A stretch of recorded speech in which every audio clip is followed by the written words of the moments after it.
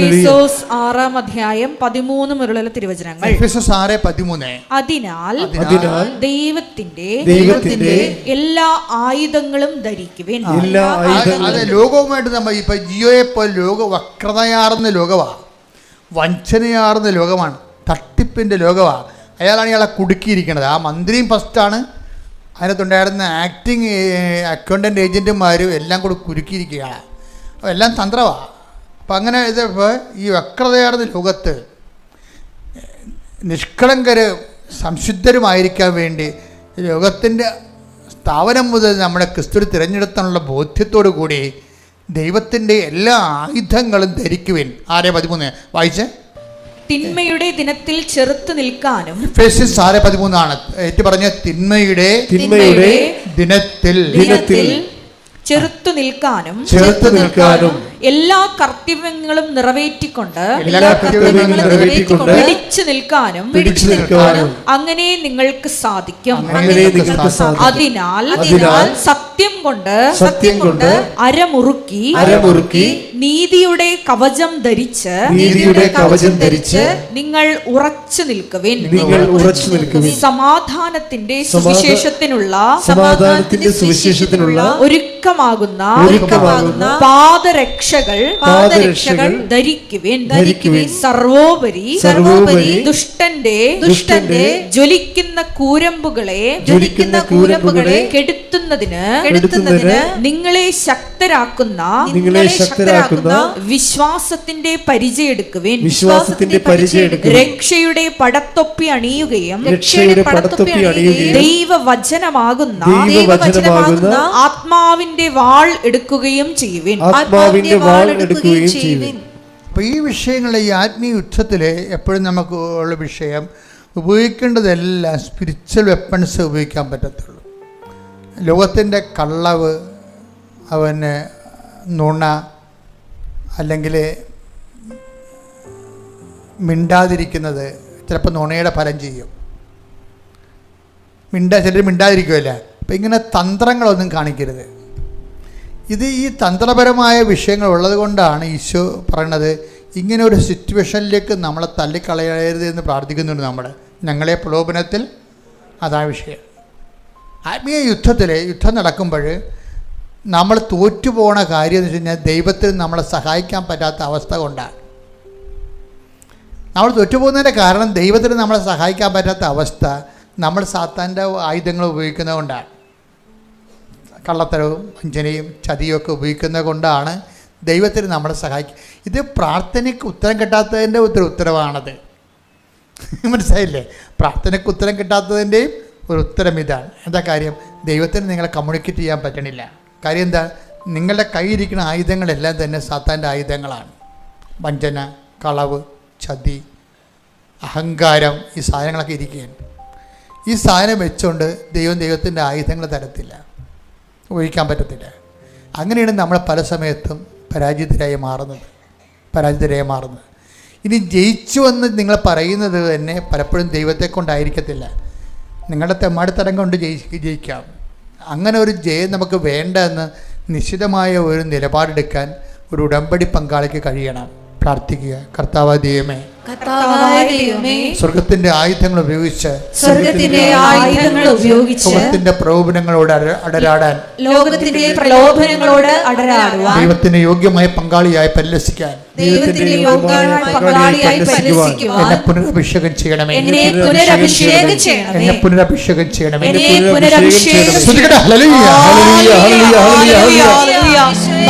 പരിശുദ്ധ പരമ ദിവ്യകാരുണ്യത്തിന് ആരാധനയും സ്തുതിയും പുകഴ്ചയും ഉണ്ടായിരിക്കട്ടെ. ഇതുപോലെ തന്നെ വേറൊരു സാക്ഷ്യം ഉണ്ടായിരുന്നു. ഉടമ്പടിയുടെ കറണ്ട് റേറ്റിംഗ് നമുക്ക് മനസ്സിലാകണത്. ഉടമ്പടിയുടെ കറണ്ട് റേറ്റിംഗ്, ഞാൻ അങ്ങനെയാണ് സാക്ഷ്യത്തെ ഞാൻ സമീപിക്കുന്നത്. ഉടമ്പടി ആൾക്കാർ ഇൻവെസ്റ്റ് ചെയ്യുന്നത് അവരുടെ കനാബലം പോലെ ഇൻവെസ്റ്റ് ചെയ്യുമ്പോൾ അവരുടെ റിസൾട്ട് എന്നൊക്കെ പറയണത് ഒരു ഒന്നൊന്നര റിസൾട്ടാണ്. ഇതിൻ്റെ അത് കണ്ടില്ലേ? ഇപ്പോൾ ജിയോയുടെ ഇൻവെസ്റ്റ്മെൻറ്റ് എന്ന് പറഞ്ഞാൽ സത്യസന്ധമായ ഇൻവെസ്റ്റ്മെൻറ്റാണ്, സീരിയസ് ഇൻവെസ്റ്റ്മെൻറ്റാണ്, വളരെ സീരിയസ് ആയിട്ട് ഇൻവെസ്റ്റ്മെൻറ്റാണ്. അല്ലാതെ നോക്കട്ടെ, കിട്ടിയ ഊട്ടി പോയ ചട്ടി എന്നൊക്കെ പറഞ്ഞുകൊണ്ട് നമുക്ക് എടുക്കാം, ലോട്ടറി ടിക്കറ്റ് എടുക്കണ പോലെ ഉടമ്പടി എടുത്തിട്ട് കാര്യമില്ല. അതൊരു സീരിയസ് ഇൻവെസ്റ്റ്മെൻറ്റിന് ദൈവമായിട്ടൊരു ഡീലിന് തയ്യാറാകുന്നവരെ ഹെവി ഇൻവെസ്റ്റ്മെൻറ്റ് നടത്തിയിട്ട് ലോ ഇൻട്രസ്റ്റ് വാങ്ങിക്കുന്ന ആൾക്കാരെ നമ്മൾ നടത്തിയിരിക്കുന്ന ഹെവി ഇൻവെസ്റ്റ്മെൻറ്റാണ്. അതിൻ്റെ കാര്യം നമ്മൾ ദൈവത്തിൻ്റെ ആനുകൂല്യങ്ങളല്ല നോക്കണത്. നിങ്ങൾ ശരിക്കും ഒരു തെഫ്റ്റായിരിക്കണം ദൈവത്തിൻ്റെ സന്നിധിയിൽ, ഒരു കള്ളൻ, ഒരു കള്ളി. എന്താ കാര്യം വെച്ച് കഴിഞ്ഞാൽ, നിങ്ങൾ ഉടമ്പടി എടുക്കുമ്പോൾ ഉടമ്പടിയിൽ ദൈവത്തിന് ലഭിക്കുന്ന ജോലി, വീട്, വിവാഹം, കുഞ്ഞുങ്ങൾ,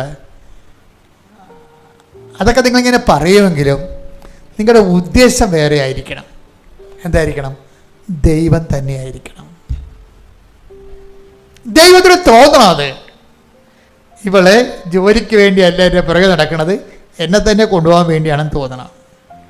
അങ്ങനെ ദൈവത്തിന് തോന്നിയ ദൈവത്തിൻ്റെ സ്വന്തമായി നീ ബ്രാൻഡ് ചെയ്യപ്പെടും. ദൈവത്തിൻ്റെ സ്വന്തമാണെങ്കിൽ പിന്നെ എന്നാ പരിപാടി? ഈച്ച് ആൻഡ് എവരിത്തിങ്, എല്ലാ വിഷയങ്ങൾക്കും. ഒന്നാമത് ഞാൻ ഇത്രയും നാളെ ദൈവമായിട്ടാണ് നമുക്ക് മനസ്സിലായത്, നമ്മൾ ദൈവം അല്ലാത്ത ഒരു വിഷയവും ഇല്ല ജീവിതത്തിൽ.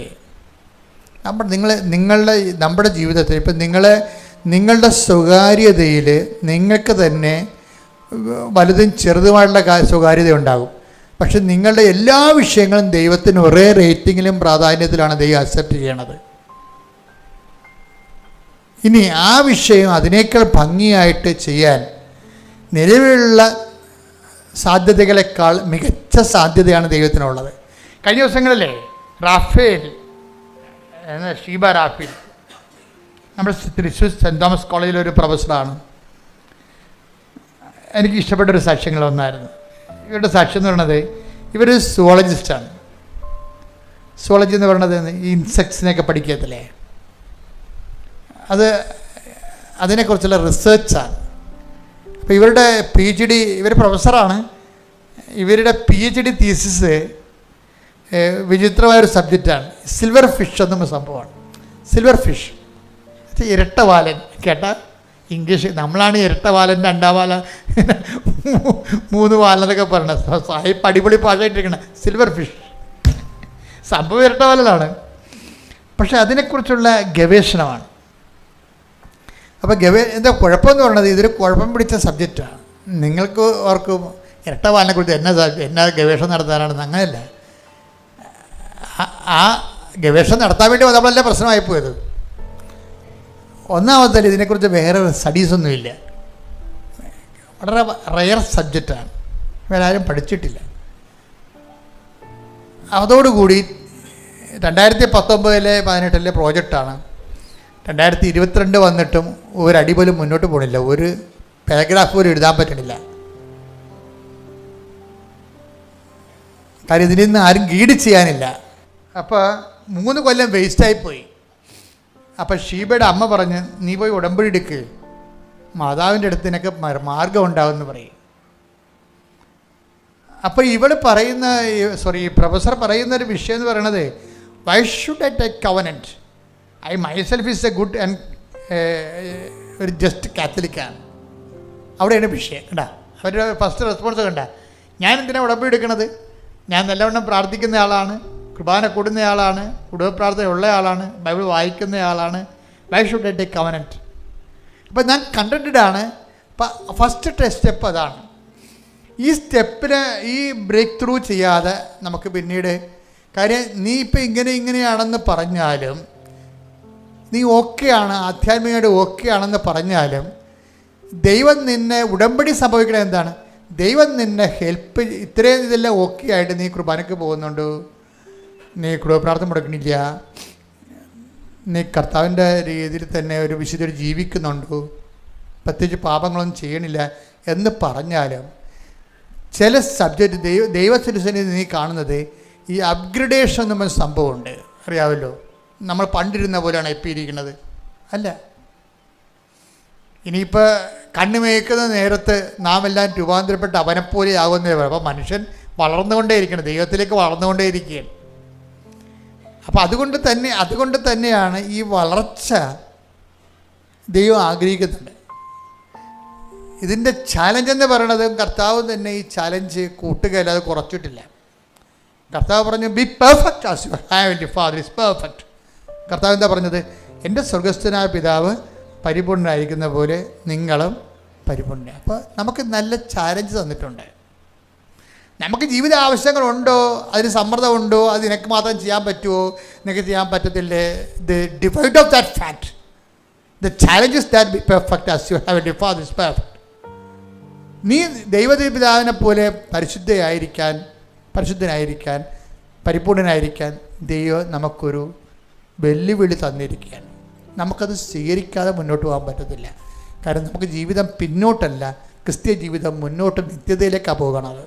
അപ്പം അതുകൊണ്ട് ചില ആൾക്കാർക്ക് അവരെത്ര ഓക്കെ ആണെന്ന് പറഞ്ഞാലും ദൈവം പറയും ഓക്കെ അല്ലെന്ന് പറയും.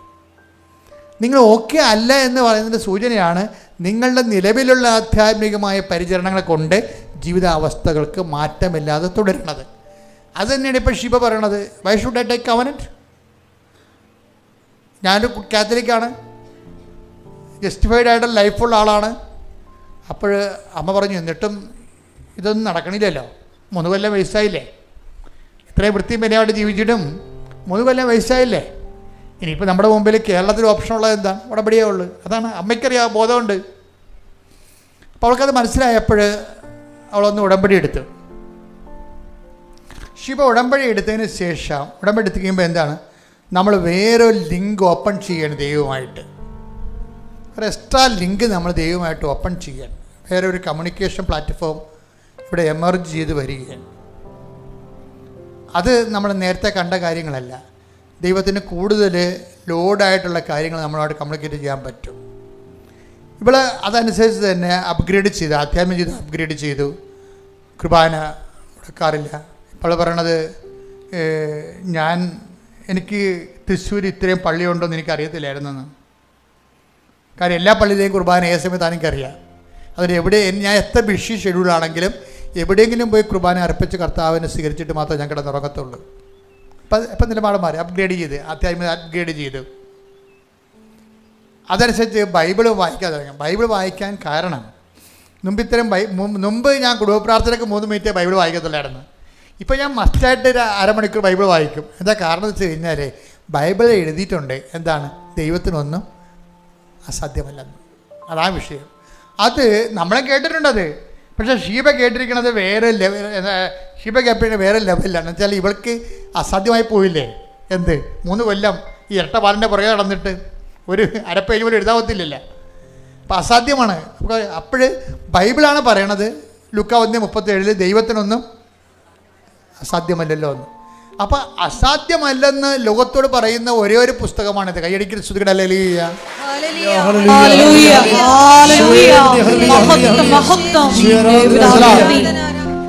അപ്പം അതുകൊണ്ട് ആ ഒരു ഗ്രേസിൽ ഇരുന്ന് കർത്താവിൻ്റെ വചനങ്ങൾ വായിക്കുകയാണ്. വചനങ്ങൾ വായിച്ചു കഴിഞ്ഞപ്പോൾ പെട്ടെന്ന് പിന്നെ തൻ്റെ ലാബിൽ സുവോളജി റിസർച്ച് ലാബിൽ പോകും. അപ്പോൾ പിന്നെ കമ്പ്യൂട്ടർ പരിശോധിക്കും. കാരണം ദൈവത്തിൻ്റെ കൂടെ പരിശോധിക്കുമ്പോൾ വ്യത്യാസമുണ്ട്. അതെനിക്കും തോന്നിയിട്ടുണ്ട്. ഞാനാണെങ്കിലും ഇപ്പോൾ കേരള സാഹിത്യ അക്കാദമിയുടെ വൈജ്ഞാനിക സാഹിത്യത്തിൻ്റെ അവാർഡ് കിട്ടിയ ആളാണ് ഞാൻ. അപ്പോൾ ഞാൻ എഴുതിയത് ഒരു എൻസൈക്ലോപ്പീഡിയാണ് എഴുതിയത്. ഡിക്ഷണറി എഴുതി, ഈ ക്രിസ്ത്യൻ ആർട്സിനെ കുറിച്ച് ഡിക്ഷണറി എഴുതി. പിന്നെ സർവ്വജ്ഞാനകോശം എഴുതി. എൻ്റെ സർവ്വജ്ഞാനകോശത്തിനാണ് എനിക്ക് അവാർഡ് കിട്ടിയത്. 17 കൊല്ലം എഴുതിയാണത്. എത്രയോ ആയിരക്കണക്കിന് പേജുകൾ എഴുതിയാണ്, റിസർച്ചാണ്.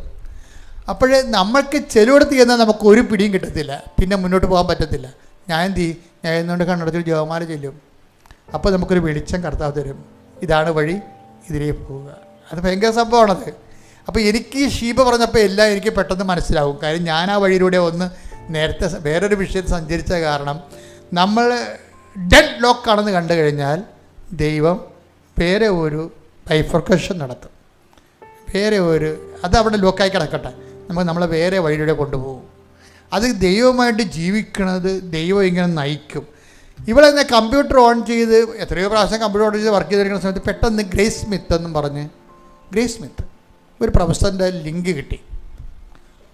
അവർ ഈ സിൽവർ ഫിഷിൽ പ്രോജക്റ്റിൽ വർക്ക് ചെയ്യുന്ന ആളാണ്. പക്ഷേ നമ്മുടെ രാജ്യത്തുകാരെ, ഈ ആസ്ട്രേലിയക്കാരത്തിയാണ്, ഇവിടെയില്ല. പക്ഷേ എന്നാലും അമ്മ പറഞ്ഞ് അവരൊന്ന് കോൺടാക്ട് ചെയ്യാൻ പറഞ്ഞു. അവരുടനെ പറഞ്ഞ് ഞാനിങ്ങനെ സിൽവർ ഫിഷിൽ വർക്ക് ചെയ്യുന്ന ആളാണ്, എനിക്ക് 3 കൊല്ലം വേസ്റ്റായി, ഐ ഹാവ് നോ ഐഡിയ, ഏതെങ്കിലും തരത്തിൽ എന്നെ ഹെൽപ്പ് ചെയ്യാൻ പറ്റുമോ എന്ന് ചോദിച്ചുകൊണ്ട് ഒരു മെയിൽ വിട്ട്. അത് ഈ മാതാവുമായി ഇരുന്ന് സെർച്ച് ചെയ്യുകയും മെയിൽ വിടുകയും ചെയ്യുമ്പോൾ അതിനൊരു മരിയ സ്പീഡാണ് ഉള്ളത്. 20 മിനിറ്റിനുള്ളിൽ 2-3 പേജാണ് അവർ മറുപടി ഇങ്ങോട്ട് തരുന്നത്. ഇവർ വിട്ടത് 3 ലൈൻ, അവർ 300 ലൈൻസാണ് വിടുന്നത്. I am ready to help you എന്നും പറഞ്ഞു. കണ്ടാ വാതിൽ തുറന്നു തന്നെ കണ്ടില്ലേ?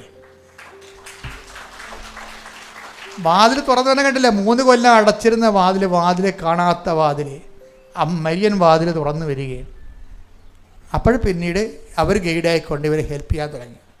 പിന്നെ ഇവരെ ഇൻസെക്റ്റ് ചെയ്യാൻ തുടങ്ങി. അപ്പോൾ ഇവരുടെ പ്രശ്നം ഈ ഇരട്ടവാലനെ ഡിസെക്റ്റ് ചെയ്യണം. അപ്പോൾ എന്നിട്ട് മൈക്രോസ്കോപ്പിൽ വെച്ച് നോക്കി എൻ്റെ ഘടന പരിശോധിക്കണം. അപ്പോൾ എല്ലാ ഇരട്ടവാലിനും ഒരേ ഘടനയല്ല, പല പല ഘടനകളാണ്. അങ്ങനെ 105 സ്പീഷീസ് ഉണ്ട്. കേരളത്തിൽ 5 ഉള്ളൂ, ബാക്കി 100 പുറത്താണ് കിടക്കണത്, പുറത്ത് രാജ്യത്ത്. അപ്പോൾ നമ്മൾ നോക്കേണ്ട ഇരട്ടവാല മുന്നേ ഉള്ളത് അങ്ങനെയല്ല. കേരളത്തിൽ തന്നെ 5 സ്പീഷീസ് ഉണ്ട്. അതിൻ്റെ ഘടന ഒരുവിധം ഇവയൊക്കെ പിടികിട്ടി. പക്ഷേ ഉള്ള പ്രോബ്ലം എന്ന് വെച്ച് കഴിഞ്ഞാൽ ഈ സ്പീഷീസ് ചേഞ്ച് ചെയ്യാനനുസരിച്ച്, ഘടന ചേഞ്ച് ചെയ്യാനനുസരിച്ച് സ്പീഷീസ് ചേഞ്ച് ചെയ്യും.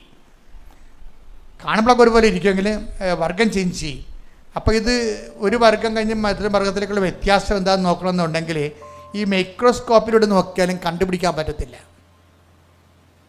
അപ്പോൾ അമ്മയോട് പറഞ്ഞു, അമ്മേ ഇത് മൈക്രോസ്കോപ്പിലൂടെ നോക്കിയാലും കണ്ടുപിടിക്കാൻ പറ്റണില്ലെന്ന് പറഞ്ഞു.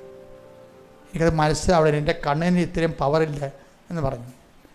ഉടനെ പ്രാർത്ഥിച്ച് വിശുദ്ധ ഗ്രന്ഥം എടുത്തപ്പോൾ അവൾക്ക് കർത്താവ് ഒരു വചനം കൊടുത്തു. എന്താണെന്നറിയാവോ?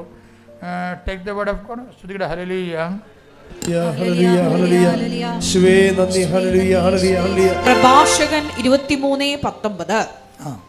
കർത്താവിന്റെ കണ്ണുകൾ കേട്ടോ സൂര്യനേക്കാൾ 10,000 മടങ്ങ് പ്രകാശമുള്ളതാണെന്ന് അവൻ അറിയുന്നില്ല. അതായത് ഇവർക്ക് കണ്ടുപിടിക്കണമെന്നല്ല പറയണത്. അപ്പം അതിന് അമ്മ പറയണത് എന്താണ്? നീ ഇനി കർത്താവിൻ്റെ കണ്ണിലൂടെ നോക്ക്, അത് 10,000 സൂര്യനേക്കാളും പ്രകാശമുള്ളതാണ്. പിന്നെ എന്നാ പറ്റി? അതോടുകൂടി ഇത് കാണാനുള്ള പ്രത്യേക കാഴ്ച അഡിഷൻ കൊടുക്കും. എൻ്റെ അമ്മ എന്ത് രസമാണ് കേൾക്കാൻ. അവൾ പിന്നെ പടപടാന്ന് പഠിക്കണത്. പിന്നെ അതായത് മുമ്പ് കാണാതിരുന്ന സംഭവങ്ങളെ കണ്ടുപിടിക്കാൻ വേണ്ടിയുള്ള പ്രത്യേക പ്രകാശം കണ്ണ് കൊടുക്കുകയാണ്. എന്നിട്ട് അവസാനം ഈ ഗവേഷണം അവസാനിക്കും. വിത്തിൻ കുറച്ച് സമയത്ത് ഗവേഷണം എല്ലാം അവസാനിക്കുമ്പോൾ എന്താ പറയണമെന്നറിയാമോ? ലോകത്ത് ഇന്ന് വരെ കണ്ടുപിടിക്കാൻ 2 പുതിയ സ്പീഷീസിനെ കൂടി കണ്ടുപിടിക്കാൻ ദൈവം ഇവർക്ക് അനുഗ്രഹം കൊടുക്കും. അങ്ങനെയാണ് ഡോക്ടറേറ്റ് തീസ് അവസാനിച്ച് ഇപ്പം ഡോക്ടറേറ്റ് വാങ്ങിച്ചിട്ടാണ് ഇവിടെ വന്നിരിക്കണത്. ഒക്കെ അടഞ്ഞുപോയൊരു വാതിലാണ്. ഇന്ത്യൻ സുവോളജിക്കൽ ഡിപ്പാർട്ട്മെൻറ്റുമായിട്ട് ഇവൾ ഈ പ്രൊഫസർ പോയി സംസാരിച്ചപ്പോൾ അവർ പറഞ്ഞ എന്താണെന്നറിയാമോ?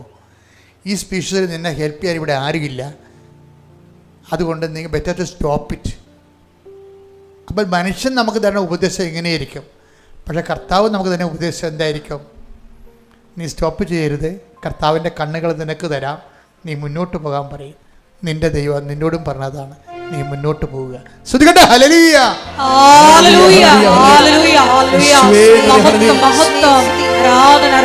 എൻ്റെ പേര് ജിനി, ഇതെൻ്റെ ഹസ്ബൻഡ് പോളി. ഞങ്ങൾ തൃശ്ശൂർ ജില്ലയിൽ മാളയിൽ നിന്ന് വരുന്നു. ഞാൻ 2022 സെപ്റ്റംബർ 19 ആദ്യമായിട്ട് ഉടമ്പടി എടുക്കുന്നത്. അങ്ങനെ ഉടമ്പടിയോട് വലിയ വിശ്വാസമൊന്നും ആദ്യം ഉണ്ടായിരുന്നില്ല. പിന്നെ ഞങ്ങളുടെ ചുറ്റുവട്ടത്തുള്ളവരും റിലേറ്റീവ്സൊക്കെ ഉടമ്പടി എടുക്കുകയും മാതാവിനെ പറ്റി പറയുകയൊക്കെ ചെയ്തപ്പോൾ ഉടമ്പടി എടുക്കണമെന്നൊരാഗ്രഹം തോന്നി. അങ്ങനെ ആഗ്രഹം തോന്നാനുണ്ടൊരു കാരണം എനിക്ക് 3 മക്കളാണ്. 3 പേരും ബോർഡ് എക്സാമാണ്. കാരണം മൂത്തവൻ BCom ഫൈനൽ ഇയർ, രണ്ടാമത്തവൻ +2, മൂന്നാമത്തത് മോള് 10. അപ്പോൾ എന്തായാലും ഉടമ്പടി എടുത്തേക്കാം, പ്രാർത്ഥിക്കാം എന്നൊക്കെ കരുതി ഞാൻ ഉടമ്പടി എടുത്തു. ഉടമ്പടി പ്രകാരമുള്ള കാര്യങ്ങളൊക്കെ ഞാൻ ഭംഗിയായിട്ട് നിർവഹിച്ചു കൊണ്ടുപോയി. എല്ലാ ദിവസവും പ്രത്യക്ഷീകരണ പ്രാർത്ഥന മുടങ്ങാതെ ചൊല്ലി നേർച്ച വസ്തുക്കൾ ഉപയോഗിച്ച് ഞാൻ തൈലം പൂശി ദിവസവും പ്രാർത്ഥിക്കുകയൊക്കെ ചെയ്യും. അപ്പോൾ കഴിഞ്ഞ 2022 ഒക്ടോബറിലെ ജപമാല റാലിക്ക് പോകാനായിട്ട് എല്ലാവരും ഒരുങ്ങിയപ്പോൾ എനിക്കും ഒരു ആഗ്രഹം ജപമാല റാലിയിൽ പങ്കെടുക്കണമെന്ന്.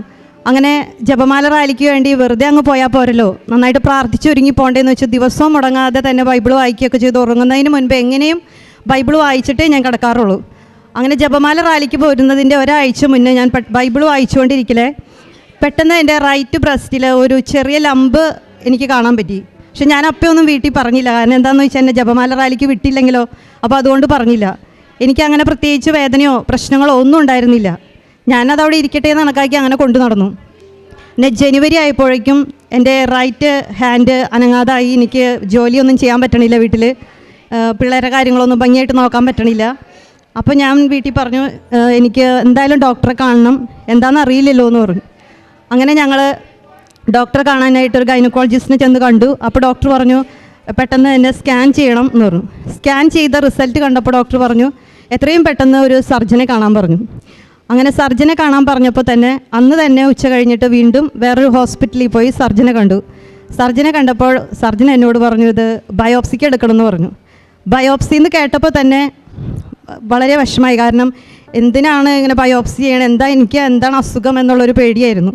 അങ്ങനെ ബയോപ്സിക്ക് എടുത്തു. ബയോപ്സിക്ക് എടുത്തപ്പോൾ ഡോക്ടർ പറഞ്ഞു എന്തെങ്കിലും പ്രശ്നമുണ്ടെങ്കിൽ 10 ദിവസത്തിനുള്ളിൽ ഞങ്ങൾ വിളിച്ചറിയിക്കാം, പ്രശ്നമൊന്നുമില്ലെങ്കിൽ 10-ാം ദിവസം വന്നാൽ മതി എന്ന് പറഞ്ഞു. അങ്ങനെ ഞങ്ങൾ 10 ദിവസമായിട്ടും വിളിക്കണ കാണാതായപ്പോൾ ഞങ്ങളെല്ലാവരും കൂടെ ഡോക്ടറെ കാണാൻ ചെന്നു. ഡോക്ടറെ കാണാൻ ചെന്നപ്പോൾ ഡോക്ടർ പറഞ്ഞിരിക്കുക അത് റിസൾട്ട് വന്നു, നിങ്ങൾക്ക് ബ്രസ്റ്റ് ക്യാൻസർ ആണ്. അപ്പോൾ അതിൻ്റെ പേരിൽ എത്രയും പെട്ടെന്ന് തന്നെ സർജറി വേണം. അത് ഒന്നുകിൽ ലംബ് മാത്രമായിട്ട് കളയണം, അല്ലെങ്കിൽ റൈറ്റ് ബ്രസ്റ്റ് ഫുള്ളി റിമൂവ് ചെയ്യണമെന്ന് പറഞ്ഞു. ഇത് കേട്ടപ്പോൾ തന്നെ എനിക്ക് വേറെ എന്ത് അസുഖവും പറഞ്ഞാലും എനിക്ക് അങ്ങനെ തോന്നാറില്ല. പക്ഷേ ക്യാൻസർ എന്നുള്ള അസുഖം കേൾക്കുമ്പോഴേ എനിക്ക് ആദ്യമേ ഭയമാണ്. ആ ഒരു പേര് എൻ്റെ മുഖത്ത് നോക്കി പറഞ്ഞപ്പോൾ ഞാനും ഹസ്ബൻഡും മക്കളൊക്കെ ഉണ്ട്, ഞങ്ങളെല്ലാവരും ഭയങ്കരമായിട്ട് സങ്കടപ്പെട്ടു. അപ്പോൾ ഞാൻ വിചാരിച്ചു ദൈവമേ, ഞാൻ കൃപാസനത്ത് പോയി ഉടമ്പടി എടുത്തു, പ്രാർത്ഥിച്ചു, എല്ലാം ചെയ്തു, എന്നിട്ട് എനിക്ക് എന്ത് ഇങ്ങനെ വന്നത്? ഇത് എനിക്ക് പണി കിട്ടിയ പോലെയല്ലോ, ഞാൻ എന്തെങ്കിലും എൻ്റെ ഉടമ്പടി നിബന്ധനകളിൽ എന്തെങ്കിലും ഞാൻ തെറ്റുപറ്റിച്ചോ എന്നൊക്കെ ചിന്തിച്ചു. അപ്പോൾ ഞാൻ വീട്ടിലെല്ലാവരോടും പറഞ്ഞു ഞാൻ എന്തായാലും ഡോക്ടറെ കാണാം, സർജറി ചെയ്യണമെങ്കിൽ ചെയ്യാം, എല്ലാം ചെയ്യാം, പക്ഷേ ഞാൻ എന്തായാലും കൃപാസനത്ത് പോയിട്ട് അവിടെ അൾത്താരയുടെ അവിടെ പോയി പ്രാർത്ഥിച്ചു, പറ്റുമെങ്കിൽ അച്ഛനെയും കണ്ട് ബ്ലെസ്സിങ് വാങ്ങിയിട്ട് ഞാൻ ട്രീറ്റ്മെൻറ്റിന് പോകൂ എന്ന് പറഞ്ഞു. അങ്ങനെ ഞാനും എൻ്റെ മക്കളും ഹസ്ബൻഡും എൻ്റെ അമ്മച്ചിയൊക്കെ കൂടെ ഞങ്ങൾ വീട്ടിൽ നിന്ന് പോന്നു. വീട്ടിൽ നിന്ന് കൃപാസനം എത്തുന്നത് വരെ ഞങ്ങൾ കരഞ്ഞു. ഇവിടെ എത്തിക്കഴിഞ്ഞ് കഴിഞ്ഞപ്പോൾ അവിടെ ക്യൂവിൽ അച്ഛനെ കാണാനുള്ള ക്യൂവിൽ നിൽക്കുന്ന സമയത്ത് അവിടുത്തെ ബ്രദർ പറഞ്ഞു ക്യാൻസർ പേഷ്യൻസ് ആയിട്ടുള്ളവർ മുന്നോട്ട് വരാൻ പറഞ്ഞു. ഈ പേര് കേൾക്കുമ്പോഴേ അപ്പോഴും എനിക്ക് ഭയങ്കര സങ്കടം. ഞാൻ വീണ്ടും കരച്ചിൽ തുടങ്ങി. അവിടെ നിന്ന് എനിക്ക് 4ാമത്തെ ടോക്കണും കിട്ടി. ഇവിടെ വന്ന് അച്ഛനെ തലയിൽ കൈ വെച്ചു പ്രാർത്ഥിച്ചു. എനിക്കൊരു സൈത്ത് തന്നു പുരട്ടാൻ പറഞ്ഞു, പ്രാർത്ഥിച്ചു. അപ്പോൾ ഞാൻ മാതാവിനോട് ഒന്നേ പറഞ്ഞോളൂ, മാതാവേ എനിക്കറിയില്ല എൻ്റെ അവസ്ഥ എങ്ങനെയാണെന്നുള്ളത്, എനിക്ക് ലംബ് കട്ട് ചെയ്ത് പോകണമെങ്കിൽ പോട്ടെ, അതല്ലെന്നുണ്ടെങ്കിൽ ഫുള്ളി റിമൂവ് ചെയ്യാൻ ഇടവരുത്തരുത് കേട്ടോ എന്നും പറഞ്ഞിട്ട് അവിടെ നിന്ന് പോയത്. അങ്ങനെ ഞങ്ങൾ രാജഗിരി ഹോസ്പിറ്റലിൽ പോയി ഡോക്ടറെ കണ്ടു. ഡോക്ടർ പറഞ്ഞു ടെസ്റ്റൊക്കെ ചെയ്യണം, അത് കഴിഞ്ഞിട്ട് അങ്ങനെ പെട്ടെന്ന് സർജറിയുടെ ആവശ്യമൊന്നും വരുന്നില്ല, നിങ്ങൾ സമാധാനമായിട്ട് ചെയ്താൽ മതി, പൊയ്ക്കോ എന്ന് പറഞ്ഞു വിട്ടു. പക്ഷേ ടെസ്റ്റ് കഴിഞ്ഞ് 5ാമത്തെ ദിവസം തന്നെ ഹോസ്പിറ്റലിൽ നിന്ന് ഫോൺ വന്നു, എത്രയും പെട്ടെന്ന് തന്നെ സർജറി വേണമെന്ന് പറഞ്ഞു. അങ്ങനെ സർജറിക്ക് കൊണ്ടുപോയി. 11-ാം തീയതി ഫെബ്രുവരി 11-ന് സർജറി കഴിഞ്ഞു. സർജറി കഴിഞ്ഞ് ഞാൻ ഓപ്പറേഷൻ തിയേറ്ററിൽ നിന്ന് തൊട്ടടുത്ത റൂമിലേക്ക് മാറ്റിയപ്പോൾ ഞാൻ കിടക്കുന്ന കിടക്കയുടെ ബെഡിൻ്റെ അരികിലായിട്ട് ആരോ ഇരുന്ന് എന്നെ നെറ്റിയിൽ തടവുന്നതായിട്ട് എനിക്ക് തോന്നി. അപ്പോൾ ഞാൻ വിചാരിച്ചു എൻ്റെ ബൈസ്റ്റാൻഡേഴ്സായിട്ട് എൻ്റെ അടുത്ത് നിൽക്കുന്നത് എൻ്റെ മേമയും എൻ്റെ സിസ്റ്ററുമാണ്, അപ്പോൾ ഇവരിൽ ആരെങ്കിലും ആയിരിക്കും എന്ന് കണക്കാക്കിയിട്ട് കുറച്ച് കഴിഞ്ഞപ്പോൾ എൻ്റെ മേമ വന്നപ്പോൾ ഞാൻ ചോദിച്ചു, മേമ എൻ്റെ ബെഡിൽ വന്നിട്ടുണ്ടായിരുന്നോ, എൻ്റെ തലയിൽ നെറ്റിയിൽ തടവിയോ എന്ന് ചോദിച്ചു. അപ്പോൾ മേമ പറഞ്ഞു ഇവിടെ തന്നെ വരാൻ ഞങ്ങൾക്ക് അനുവാദമില്ല, പിന്നെ എങ്ങനെ ഓപ്പറേഷൻ തിയേറ്ററിൻ്റെ ഉള്ളിലേക്ക് ഞാൻ വരണേ, അതാവില്ല, നീ ഇപ്പോൾ ഓപ്പറേഷന് പോകുന്നതിന് മുന്നേ ഒക്കെ നന്നായി പ്രാർത്ഥിച്ചിരുന്നല്ലോ, മാതാവിനെ വിളിച്ച് പ്രാർത്ഥിച്ചു, ഞങ്ങൾ തിരികെ എത്തിച്ചു വെച്ച് പ്രാർത്ഥനയൊക്കെ കഴിഞ്ഞിട്ടാണ് ഞാൻ ഓപ്പറേഷന് പോയത്, അപ്പോൾ അമ്മ മാതാവായിരിക്കും വന്നതെന്ന് ഞാൻ അങ്ങനെ പൂർണ്ണമായി തന്നെ വിശ്വസിച്ചു. അത് കഴിഞ്ഞ് ഡോക്ടർ ഓപ്പറേഷൻ കഴിഞ്ഞപ്പോൾ ബൈസ്റ്റാൻഡറെ വിളിച്ചിട്ട് പറഞ്ഞു നമ്മൾ വിചാരിച്ച പോലെയല്ല, കുറച്ച് ബുദ്ധിമുട്ടുണ്ട്, അപ്പോൾ അതിൻ്റെ പേരിൽ കീമോ വേണം, 6 കീമോ വേണം, പിന്നെ റേഡിയേഷനും വേണ്ടി വരും, അത് എത്ര എണ്ണമെന്ന് പറയാൻ പറ്റില്ല, അപ്പോൾ അതുകൊണ്ട് അതൊക്കെ ചെയ്യണം എന്ന് പറഞ്ഞിട്ട് വിട്ടു. അപ്പോൾ അത് ഗ്രേഡ് 3 2 ടൈപ്പുണ്ട്, അതായത് സ്റ്റേജ് 2 ഗ്രേഡ് 3. അതിൽ എൻ്റെ ഗ്രേഡ് 3 ആണ് സ്റ്റേജ് 2. അത് ഗ്രേഡ് 3 എന്ന് പറഞ്ഞു കഴിഞ്ഞാൽ ഹൈ ഗ്രേഡാണ്, എന്ന് പറഞ്ഞാൽ സ്പ്രെഡ് ചെയ്യാൻ ചാൻസ് ഉള്ള ക്യാൻസറാണ്. അപ്പോൾ അത് ഇവരോട് പറഞ്ഞപ്പോൾ അവർ എൻ്റെ അടുത്ത് പറഞ്ഞില്ല, അവർ ഭയങ്കരമായിട്ട് വിഷമിച്ചു എല്ലാവരും. അങ്ങനെ ഞങ്ങൾ ഇത് ഓപ്പറേഷനൊക്കെ കഴിഞ്ഞ് വീട്ടിലേക്ക് പോന്നു. വീണ്ടും എന്നെ കീമോ ചെയ്യാനായിട്ട് ഞാൻ ലക്ഷൂർ ഹോസ്പിറ്റലിൽ ഡോക്ടറെ പോയി കണ്ടു.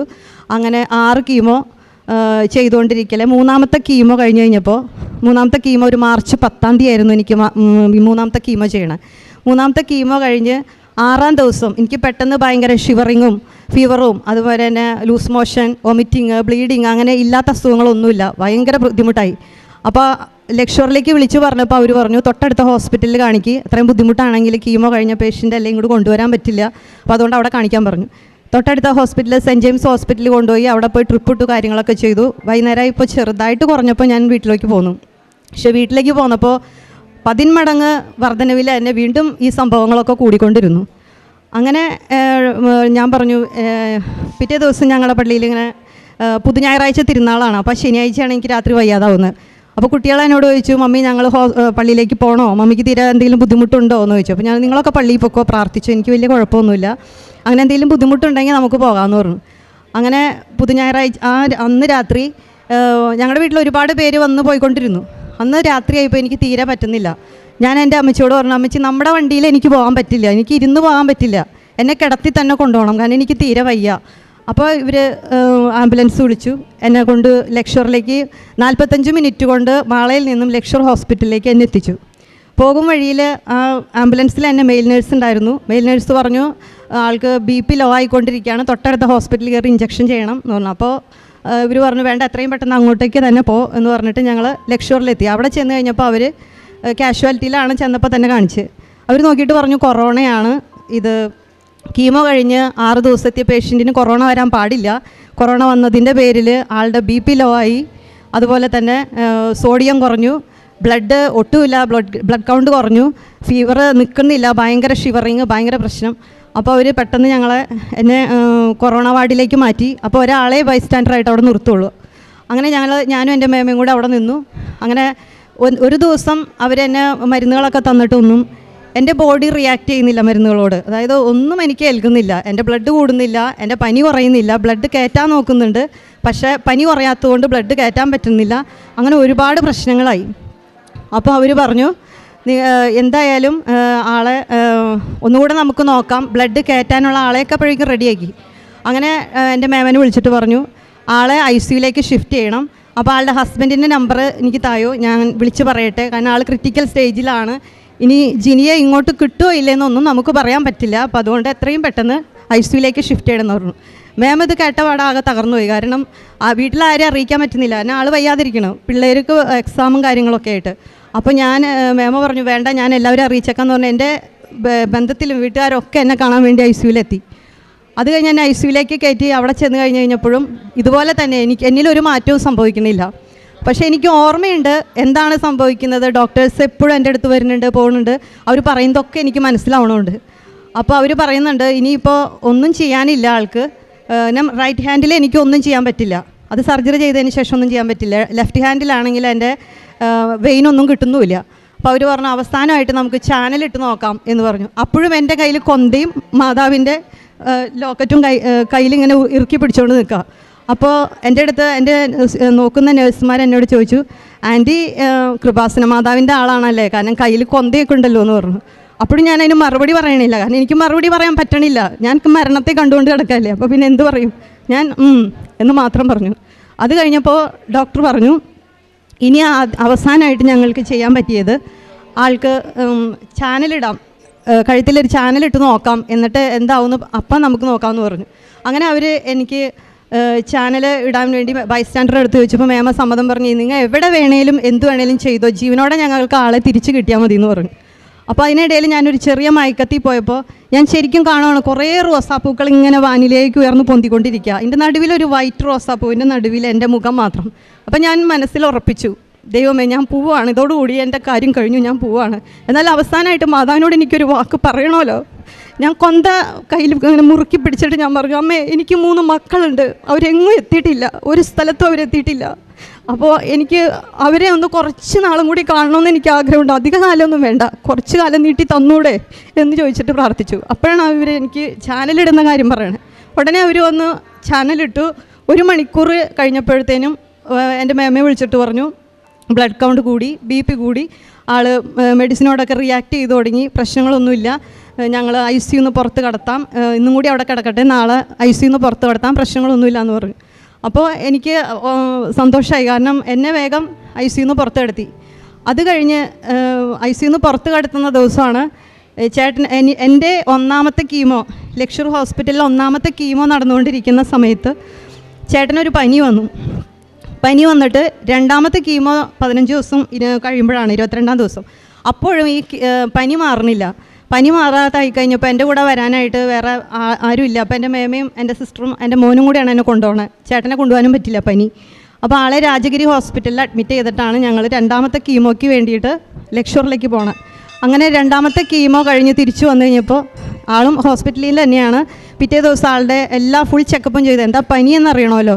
ഫുൾ ചെക്കപ്പ് ചെയ്ത് കഴിഞ്ഞപ്പോൾ ഡോക്ടർ എൻ്റെ അവിടെയും ബൈസ്റ്റാൻഡറായിട്ട് മേമ എന്നെ നിൽക്കണം. അപ്പോൾ മേമനെ വിളിച്ചിട്ട് പറഞ്ഞു, പോളിയുടെ സ്ഥിതി അല്പം ബുദ്ധിമുട്ടാണ്, ആൾക്ക് ബ്ലഡ് ക്യാൻസറാണ്. അപ്പോൾ നിങ്ങൾ എത്രയും പെട്ടെന്ന് ബോൺ മാരോ ചെയ്യണം. അപ്പോൾ അത് ഇന്ന് തന്നെ ചെയ്യണം, കാരണം നീട്ടിക്കൊണ്ടുപോകാൻ പറ്റത്തില്ല. അപ്പോൾ പെട്ടെന്ന് ചെയ്യണമെന്ന് പറഞ്ഞു. അപ്പോൾ മേമ ചേട്ടൻ്റെ അടുത്ത് എന്നിട്ട് പറഞ്ഞു, അതെ ഇങ്ങനെയാണ്, ഒരു ബോൺ മാരോ ഒരു ടെസ്റ്റും കൂടി ഉണ്ട്, നീ അതിന് സമ്മതിക്കുക, അത് ചെയ്യണം എന്ന് പറഞ്ഞു. അപ്പോൾ ആൾ പറഞ്ഞു, ഒരു രക്ഷയില്ല, ഞാൻ ചെയ്യാൻ സമ്മതിക്കില്ല, കാരണം പിള്ളേരെ പരീക്ഷ നടന്നുകൊണ്ടിരിക്കുക. അവളാണെങ്കിൽ കീമോ കഴിഞ്ഞ് ഒരു പരുവത്തിൽ വന്ന് കിടക്കണം. ഞാൻ ബോൺമാരെ ചെയ്ത് എനിക്ക് എന്താണ് പ്രശ്നം എന്ന് എനിക്കറിയില്ല, അതുകൊണ്ട് ഞാൻ ഒന്നും ചെയ്യില്ല എന്ന് പറഞ്ഞിട്ട് ആൾ പിടിവാശി പിടിച്ച് അവിടെ നിന്ന് പോന്നു. എക്സാം കഴിഞ്ഞ അന്ന് തന്നെ പിള്ളേരെയും കൂട്ടി ആൾ ജൂബിലി മിഷൻ ഹോസ്പിറ്റലിലേക്ക് പോയി. അവിടെ ചെന്ന് കഴിഞ്ഞപ്പോൾ അവർ അന്ന് അവിടെ അഡ്മിറ്റ് ചെയ്തു, ബോൺ മാരോ ചെയ്തു. ബോൺ മാരോ ചെയ്ത് കഴിഞ്ഞ് 10-ാം ദിവസമാണ് റിസൾട്ട് വരിക. 10-ാം ദിവസം റിസൾട്ട് വരാൻ വേണ്ടിയിട്ട്, റിസൾട്ട് അറിയാൻ വേണ്ടി എൻ്റെ 2 ആൺമക്കളും എൻ്റെ മേമയും കൂടെ വീണ്ടും ഹോസ്പിറ്റലിലേക്ക് ചെന്ന് കഴിഞ്ഞപ്പോൾ ഡോക്ടർ അവരെ അവിടെ ഇരുത്തി കഴിഞ്ഞിട്ട് പറഞ്ഞു, ആരാണ് എന്താണെന്നൊക്കെ ചോദിച്ചപ്പോൾ ഇവരോട് പറഞ്ഞു, ബോൺ മാരോയുടെ റിസൾട്ട് വന്നു, ആൾക്ക് മജ്ജയിൽ ക്യാൻസറാണ്, അപ്പോൾ ബോൺ മാരോ ട്രാൻസ്പ്ലാന്റ് ചെയ്യേണ്ടി വരും, അതിനൊരു 30 ലക്ഷം രൂപയൊക്കെ വേണ്ടി വരും എന്ന് പറഞ്ഞു. മക്കളാകെ തകർന്നു പോയി അവിടെ വെച്ച്. കാരണം അവർക്ക് എന്ത് ചെയ്യണമെന്നൊരു പിടിയില്ല. കാരണം എനിക്ക് അസുഖം വന്നപ്പോൾ എനിക്ക് താങ്ങായി നിന്നത് ചേട്ടനാണ്. അപ്പോൾ ചേട്ടനും കൂടി വന്നപ്പോൾ അവർ വിചാരിക്കുന്നത് ഞങ്ങളുടെ മമ്മിക്ക് വയ്യ, പപ്പയ്ക്കും കൂടി വയ്യാതായി ഞങ്ങൾ എന്ത് ചെയ്യും, മമ്മിയോട് ഇതെങ്ങനെ പറഞ്ഞ് മനസ്സിലാക്കും എന്നുള്ള ചിന്തയായിരുന്നു അവർക്ക്. അവർ വീട്ടിൽ വന്ന് എൻ്റെ അടുത്തൊന്നും പറയണില്ല. ഇവരുടെ മുഖഭാവം കണ്ടപ്പോൾ എനിക്ക് മനസ്സിലായി എന്തോ പ്രശ്നമുണ്ടെന്ന്.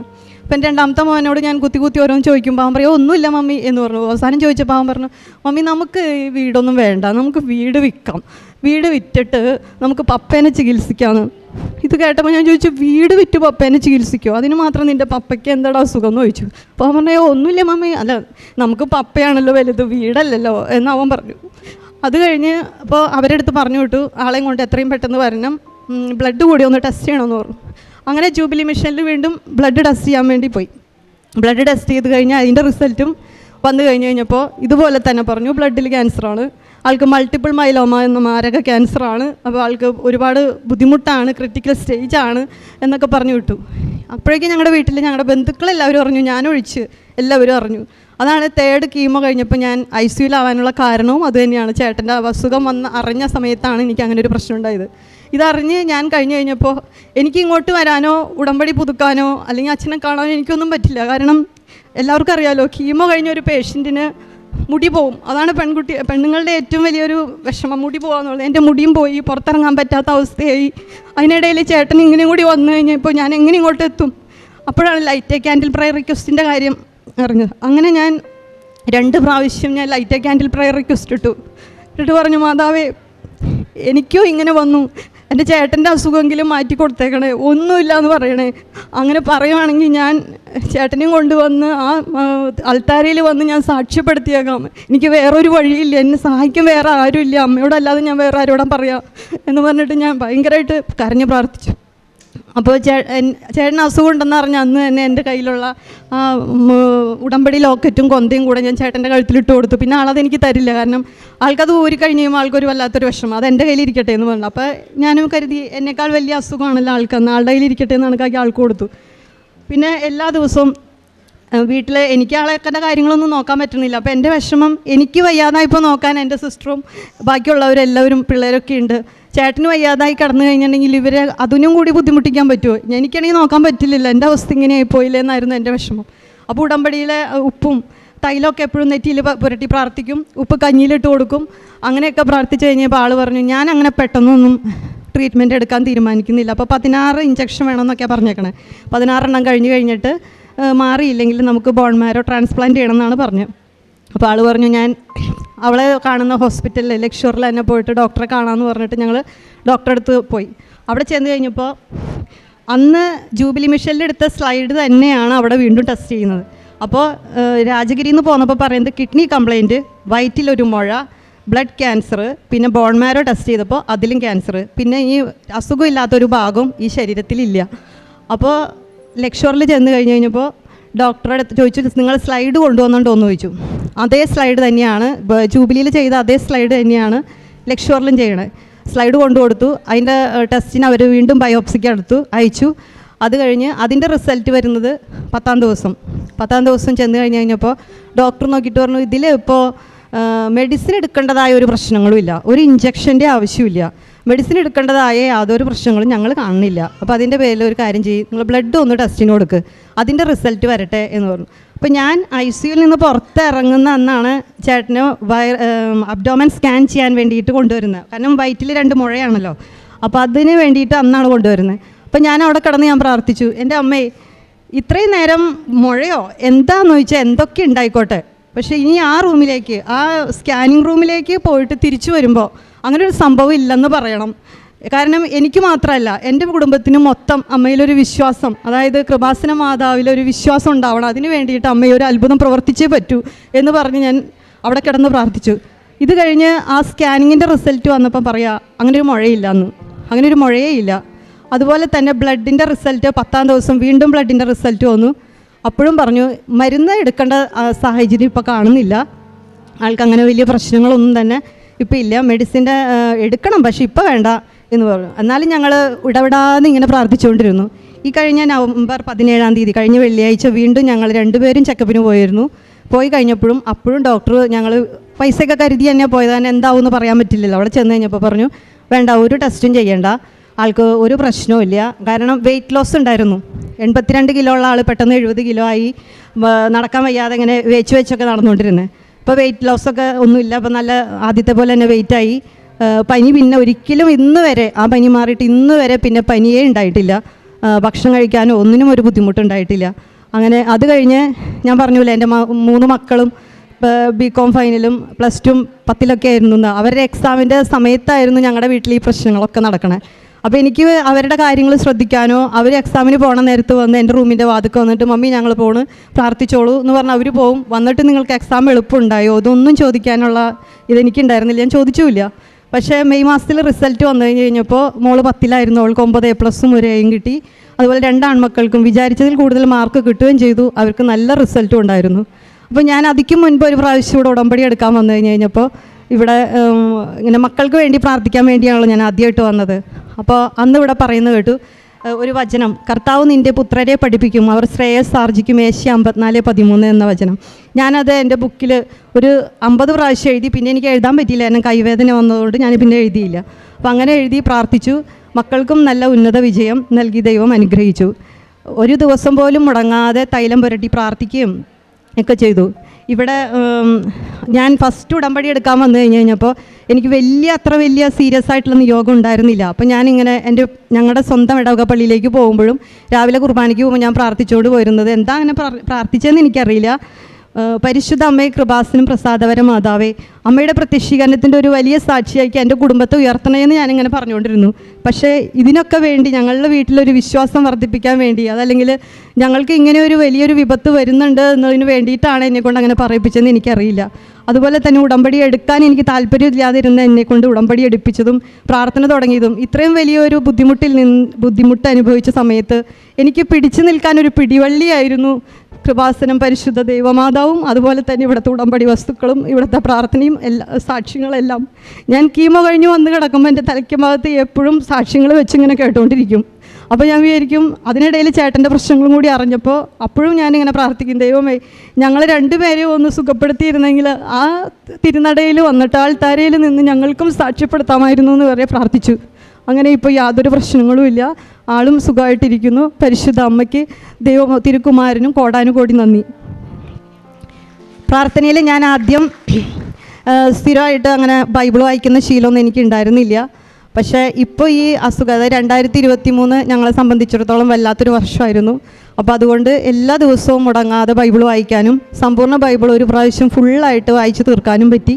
അതുപോലെ തന്നെ കുട്ടികൾക്കായാലും കുടുംബ പ്രാർത്ഥന ചൊല്ലുമ്പോൾ ഒരു അത്ര വലിയ തീക്ഷ്ണതയോടുകൂടിയുള്ള പ്രാർത്ഥനയൊന്നും ആയിരുന്നില്ല. അതായത് എങ്ങനെയെങ്കിലും കൊന്തെത്തിച്ച് അവസാനിപ്പിക്കുക, ഒരു 20-25 മിനിറ്റ് കൊണ്ട് കൊന്തെത്തിച്ച് അവസാനിപ്പിക്കുക, അത്ര മാത്രമേ ഉണ്ടായിരുന്നുള്ളൂ. പക്ഷെ ഇപ്പം അങ്ങനെയല്ല. ഞങ്ങളുടെ വീട്ടിലെ കൊന്തൊരു 40-45 മിനിറ്റൊക്കെ ഇങ്ങനെ നീണ്ടുപോകും. പ്രാർത്ഥനയിൽ എല്ലാവരും ഭംഗിയായിട്ട് പ്രാർത്ഥന എത്തിക്കുകയും കാര്യങ്ങളൊക്കെ ചെയ്യും.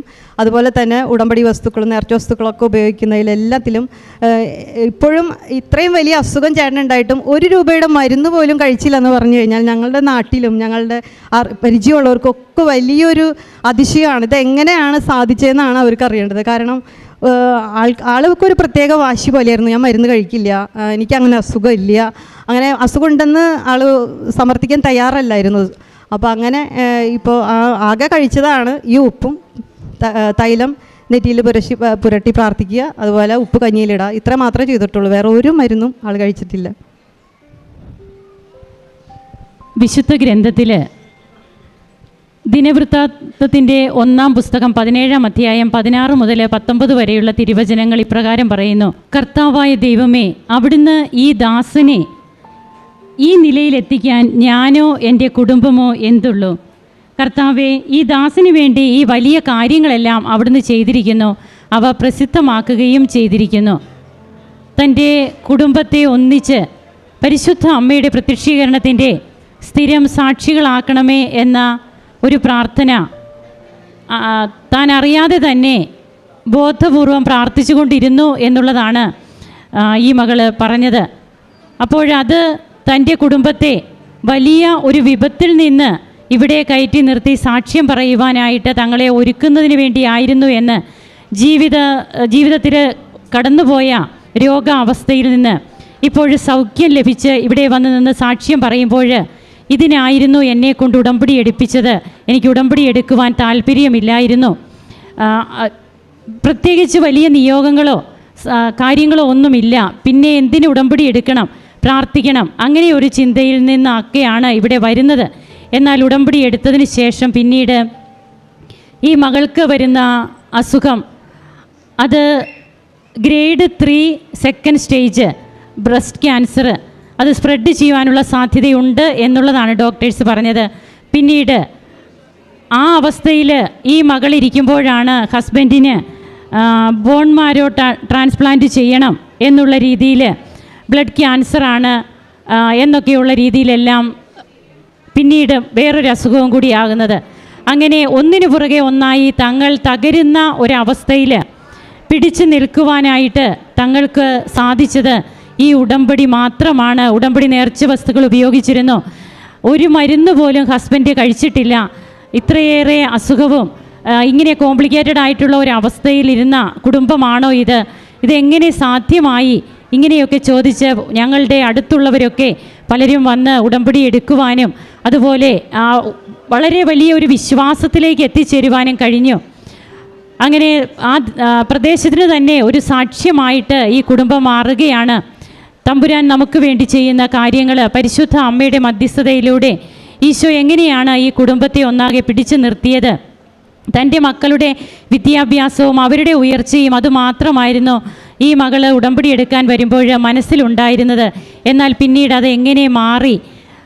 നാം ഒരിക്കലും ചിന്തിക്കാത്ത രീതികളിൽ ദൈവം നമ്മുടെ ജീവിതത്തിൽ എങ്ങനെ ഇടപെടുന്നു, നാം എവിടേക്ക് പോകണമെന്നും എന്ത് ചെയ്യണമെന്നും നമ്മുടെ നടപ്പും ഇരിപ്പും നാം നടക്കുന്നതും ഇരിക്കുന്നതും എഴുന്നേൽക്കുന്നതും ഒക്കെ അറിയാവുന്ന തമ്പുരാൻ്റെ കയ്യിൽ, തമ്പുരാൻ്റെ മനസ്സിൽ നമ്മെക്കുറിച്ച് ഒരു പദ്ധതിയുണ്ട്. അപ്പോൾ നാം ചിലപ്പോഴെങ്കിലുമൊക്കെ ഇവിടെ പല സാക്ഷ്യങ്ങൾ ഇതിനു മുമ്പ് പറഞ്ഞിട്ടുണ്ട്. ഉടമ്പടി എടുക്കണമെന്ന ആഗ്രഹമൊന്നുമില്ല, എന്നാൽ ഇവിടെ വരുന്നു, ഉടമ്പടി എടുത്തു പോകുന്നു. അതിനുശേഷം പിന്നീട് ഓരോ കാര്യങ്ങൾ എങ്ങനെയാണ് പല ആപത്തുകളിൽ നിന്നും അനർത്ഥങ്ങളിൽ നിന്നുമൊക്കെ കുടുംബത്തെ ഒന്നാകെ വ്യക്തികളെയൊക്കെ പരിശുദ്ധ അമ്മയുടെ മധ്യസ്ഥതയിലൂടെ സംരക്ഷിക്കപ്പെടുന്നത് എന്നുള്ളതാണ്. നമുക്ക് ഈ കുടുംബത്തിന് കിട്ടിയ എല്ലാ കൃപകൾക്കും കരങ്ങളടിച്ച് ഈശോയ്ക്കും അമ്മയ്ക്കും നന്ദി പറയാം. ദൈവത്തെ ആരാധിക്കാം. യേശുവേ നന്ദി, യേശുവേ സ്തുതി, യേശുവേ ആരാധന.